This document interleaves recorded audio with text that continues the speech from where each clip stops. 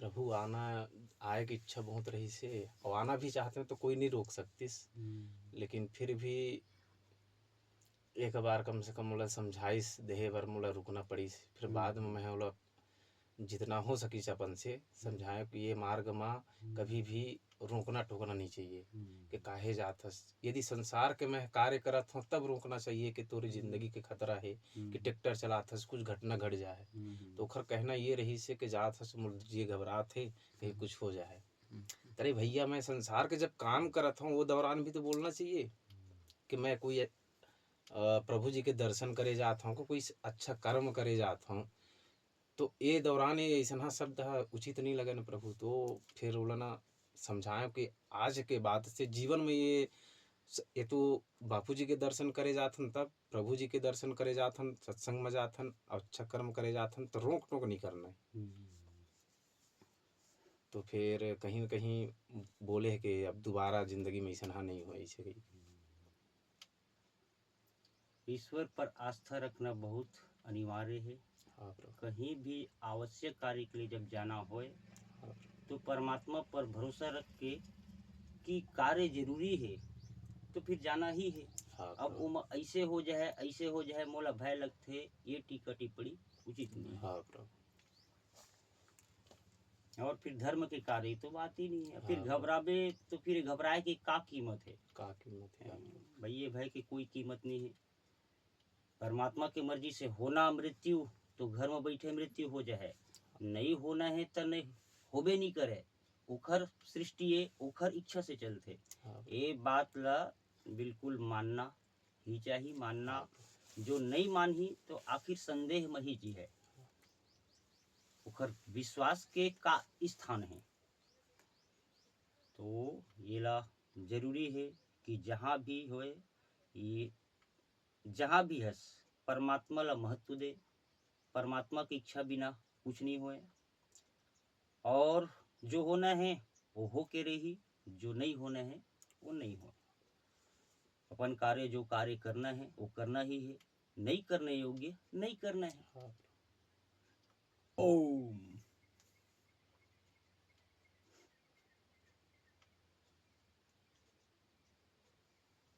भय के कोई स्थान ही नहीं है। ईश्वर के अनुसार सब कुछ जो हो है अच्छा ही हो है। अपन कर्म ही देखना चाहिए कि हमारे कर्म दूषित है, हम बुरा कर्म के लिए कदम उठाथन तब एमा भय करना चाहिए। हाँ भय की जरूरत है। झूठ कपट दुष्कर्म पाप कर्म एमा तो भय आना ही चाहिए, आहच।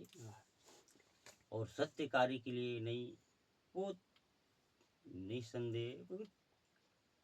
अगर परमात्मा के ऊपर भरोसा नहीं तो सीधा बात है संशय संदेह पर जीवन हो है। हाँ जिन संशय के इतना हो जाए इतना हो है ये हो है कि नहीं तो आखिर होकर जीवन की कितना कीमत है, कितना वो सुखी रही।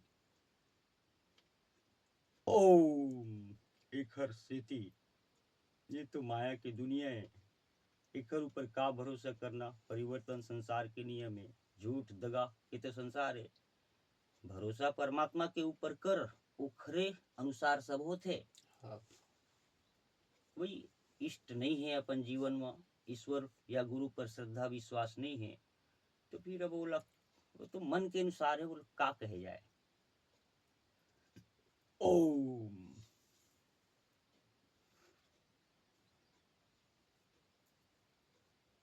निश्चिंत निर्भीक और मौज के जीवन के लिए अपन कार्य सफलता पूर्वक कर जो तो अंदर है। बाकी सब ला परमात्मा के ऊपर छोड़। जो भयभीत करते वैष्णव कदम मत उठा, वैष्णव कर्म मत कर। सहज है, कोई बहुत बड़े बात नहीं है। नहीं फिर भी मोला डर लगते तथा डर लगते तो खर का कीमत है भाई। तोला डर लगते तो मैं हाँ भाई एकर का कहे जाए। तो डर के भी एक सीमा है। डर भी अपन जगह में जहाँ के लिए होना चाहिए बाकी के लिए। ओम। शरीर की मृत्यु होना है, डर के भी नहीं डर के भी। शरीर की यात्रा इसे होना चाहिए कि सबके मंगल सबके हित देखते हुए अपन यात्रा आगे बढ़े। सबके हित ध्यान में होते तो बुरा कर्म नहीं होए। ओम बुरा कर्म नहीं करना है फिर भी हो जाए, लेकिन ककरो अहित नहीं करना है एमा अपने आप सावधानी बन जाए।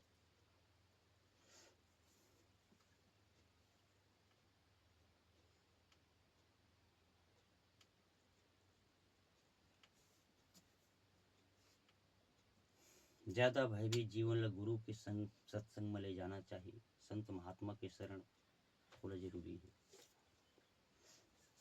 अज्ञान से ही एक भय उपजते, चिंता दुख सब ज्ञान के ही उपजे। ज्ञान कोई बहुत बड़े बात नो है, पढ़े लिखे होए तेने ज्ञान समझ में है या ज्ञान हो है, ऐसे भी नो है। श्रद्धा और विश्वास, बस श्रद्धा ही नहीं है विश्वास ही नहीं है तो फिर बात ही नहीं है। भगवान हवे तब वो नहीं है। फिर श्रद्धा विश्वास तो करते भाई पर श्रद्धा विश्वास करते, पिता पर करते, पति पर करते, अन्य संबंधी पर करते, तभी तो संसार में चले जाते। अगर कुकरों पर विश्वास नहीं हो तो फिर कैसे हो, तो चल नहीं पाए।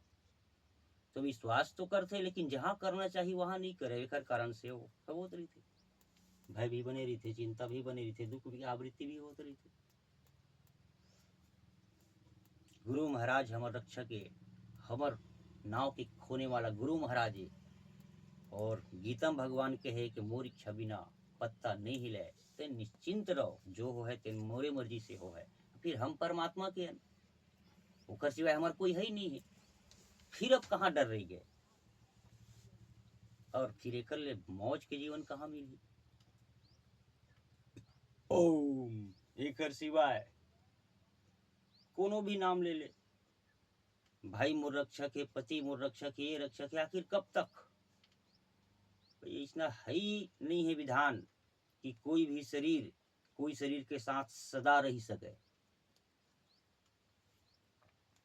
लेकिन सब शरीर ला संचालन करने वाला अंतर्यामी परमात्मा जो अपन इष्ट है, जो अपन परमात्मा है, जिन ला हम भजथन वो है आए, ये निश्चित है। और जिन ला हम पिता मानथन, परमात्मा मानथन, जेकरे लिए सब कुछ हम करथन, वो अगर हमर भाजन करना चाहते, भोजन करना चाहते, तो फिर एकर से बड़े ऊंचाई और का है। ओखरे लिए तो हमार सर्वांग है। हाँ। और परमात्मा की मर्जी है कि पुत्र यहाँ तो शरीर के अंतिम समय है और शरीर त्याग दे, तो एकर से और ज्यादा सौभाग्य और का है। माँ कहीं चिंता और सोच के डर के का जरूरत है। वो शरीर के अंतिम एक नया शुभ अवसर भी तो मिली, और ओखर इच्छा भी नए हो नहीं, तय नहीं मरो कि वे तब भी से मर जावे, मैं राजी नहीं हो पिता। तो बेहतर यही है कि जिन वो चाही वो हो है, ओखर मर्जी पूरा होए, ये में राजी होना, यही सुख के आधार बनी, यही वास्तव में सही समझे। ऐसा नहीं होना चाहिए ते का कर लेवे, का रोक लेवे। अगर तोर अंदर में होतीस रोके बर, तो ते कदापि बाल नहीं पकन देते, सफेद नहीं होने देते। अगर तोर अंदर होतीस, तोर शरीर ल मैं मानता जिनला बस होतीस, तो दांत ला नहीं झड़न देते, आंख कमजोर फूटन नहीं देते, या फिर ये शरीर की मृत्यु नहीं होने देते। अपने शरीर के का वो परिवार वाले ते मरन देते। लेकिन कोई जोर नहीं है माँ, मैं कह के मोर कहो, न तोरे न तयस, यहाँ जेकर चलते ओखरे चलते। ये बात बिल्कुल अकाट्य सत्य है। मैं जिन चाहो तेन हो है, ये अहंकार रूपी रावण एक सीमा तक चलते। आखिर रावण भी कुछ करके कहाँ अपन सत्ता हमेशा के लिए स्थापित कर पाइस। हिरण्याकश्यप भी बहुत तप सिद्धि करके भी कहाँ सत्ता स्थापित कर पाइस हमेशा के लिए। बाकी के तो परिवर्तन संसार के नियम एक कारण थोड़े थोड़े समय के लिए सत्ता सब लोग मिलत रही थे। घर के मुखिया भी बदलत रही थे, वहां कौन सा बड़ी बात है। गांव के सरपंच, राजा इत्यादि सब बदलत रही थे। ओम लेकिन स्थायी ओखरो नहीं है। अगर स्थायी सत्ता है तो परमात्मा की है, सदैव ओखरे चलते। आज कोई राजा होए, कल कोई राजा होए, कितना आतंकी होए, कैसनो होए, लेकिन परमात्मा की मर्जी हो है तेने हो है, ये बिल्कुल बिल्कुल आखिरी सत्य है। तो ये वचन ध्यान में रखते हुए फिर परमात्मा जेन करहित करही ओखरे सब करथे, वही सब करथे, ओखरे अनुसार होथे, तो हमला का करे की जरूरत है? ऐसना भी कायरता की आवश्यकता नहीं है। ये कायरता है। एकर कारण कि जब वास्तव में ते वही करथे तेन होथे, ऐसना अगर भाव करके ते कुछ क्रियाक्रम नहीं करो कईबे, तो फिर एक स्थान में बैठ के वो दे है तभे खाहो ए मिले शुरू कर, तब ठीक हो है। नहीं तो अपन तरफ से मैं खाना खाए बर जाबे नहीं करो, कदम उठाबे नहीं करो, वो देही तभे खाओ। तो परमात्मा की इच्छा बिना कुछ नहीं होए, ओखरे मर्जी से सब होते, ये बिल्कुल साबित हो है। दम देखा संत जो एक पहले मलूक चंद सेठ रही से, वो इसने दम दिखाइस और फिर बोला मिलिस के वास्तव में परमात्मा की मर्जी से ही सब होते। वो चाहे तो जहां भी खिला सकते, बिना कोई कर्म करे भी खिला सकते। ओम तो ये निश्चित है। बाकी अपन भाव के अनुसार यहाँ सृष्टि में सब कुछ मेल जोल होते, ये भी सही है। तय भाव करत हस अंदर से विषय के और कहत हस परमात्मा की इच्छा से हो है, तो तोर अंदर में खुद ही इच्छा कल्पना चलत है विषय के, तो देर सवेर विषय तो मिलन हो है, वो परमात्मा की इच्छा वाली का बात है। परमात्मा की इच्छा अगर देख तो परमात्मा की इच्छा यही कि तोर गहराई की इच्छा ला पूर्ति करना ही परमात्मा की इच्छा है। संकल्प के सृष्टि है, बार बार अगर तय वही वही बात दोहराबे, इच्छा करबे, जिन जो भी कल्पना संकल्प करबे, वो देर सवेर पूरा हो है। काबर के संकल्प ही की सृष्टि है।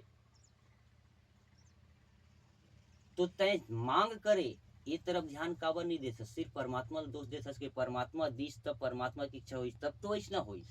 लेकिन परमात्मा की इच्छा वास्तव में सही है, सब जगह ओखर बिना कुछ होए नहीं। लेकिन ये भी सही है, तोर अंदर के वासना तोर से जो भी कर्म करा है, ये तरफ गौर कर।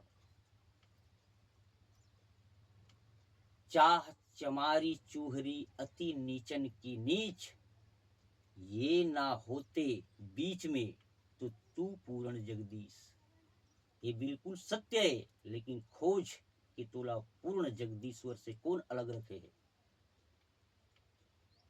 कौन परमात्मा सर्वव्यापक सर्वत्र कण कण में सदा मौजूद हाजरा हजूर कहे जाते, लेकिन अब तक तो तुला दर्शन नहीं हुए हैं। तो वही पर्दा ला खोज के का कारण से परमात्मा के बीच पर्दा बने हैं। चाह योग वशिष्ठ में एक कारण आते कि हे राम जी, वशिष्ठ जी राम जी ला उपदेश करीन कि हे राम जी, मनुष्य बहुत बहुत कर्म करता है, बहुत बहुत तप करता है, अगर इतना कुछ ना करे, केवल एक कार्य कर ले, तो उसका सब कार्य सफल हो जाए, संपूर्ण तप सफल हो जाए। तो राम जी ने कहा भगवान, अगर ऐसा कोई एक कार्य है जो सब कार्य को सफल कर दे, तो कृपा करके उजागर कीजिए, कृपा करके बताइए कि वह एक कार्य क्या है, जिसको एकमात्र उस कार्य को करने से संपूर्ण तप जप और सब कुछ सफल हो जाए। तो कैसे राम जी, वह एक कार्य है, सिर्फ इच्छा का त्याग कर दे तो फिर उसको कुछ करने की आवश्यकता नहीं है, उसका सब तप सफल हो जाए। ओम इच्छा का त्याग, खोज के देखे, इच्छा का त्याग अगर हो जाए तो क्या हो।